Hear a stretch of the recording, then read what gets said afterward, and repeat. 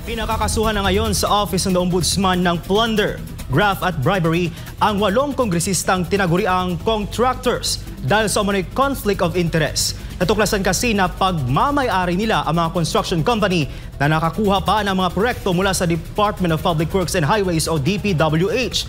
Pero ayon sa Office ng Ombudsman, marami pa ng contractor. Si Sheena Torno sa report.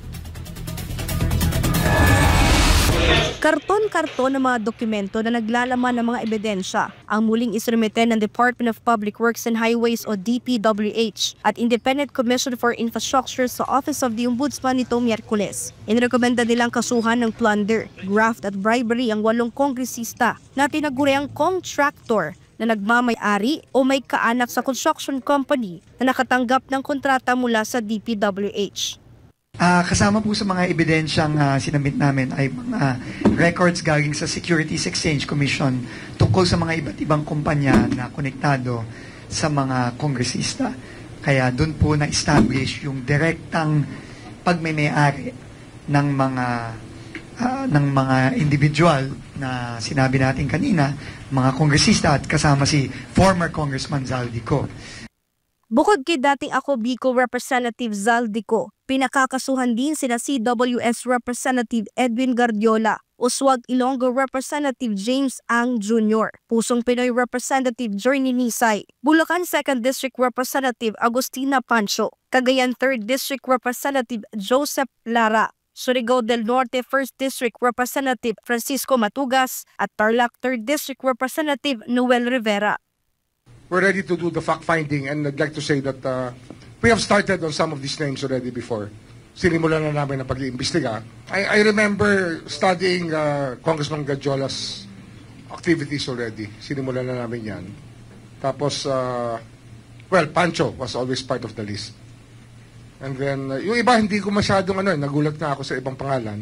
At tingin namin ay talagang may conflict of interest.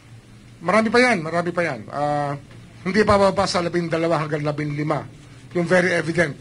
Hindi na kinakailangan yung beneficial interest test. Pwede mo nang sabihin na talagang sila na yon may conflict of interest na. Sinabi pa ni Rimulya, makikipag-usap ito kay dating House Speaker Martin Romualdez sa susunod na linggo dahil marami anyang masasagasaang mambabatas na konektado sa flood control scandal. Git pa ni Rimulya, aabot sa 10% ng mga miyembro ng Kamara ang maaapektuhan, masasangkot at pakakasuhan ukol dito. Madidisrupt talaga ang Congress dito. Madidisrupt sila. Marami masasaktan dito kasi the book is full of our law is full of statutes that will make people accountable and pay the price. Unahan lang nila kami kasi pag kami nauna, iba na usapan yan, di ba? Samantala sumulat naman si Rimulya sa Bureau of Immigration upang isailalim sa Foreign Travel Restriction Order o FTRO ang 77 government officials at mga pribadong individual. Kabilang narito ang mga hindi pinangalanang senador, kongresista at maging ang mga kontratista. Basta under investigation ka, you're part of government, you should not be traveling and leaving this jurisdiction. Para sa Diyos at sa Pilipinas kung mahal, ito si Sheena Torno, SMNI News.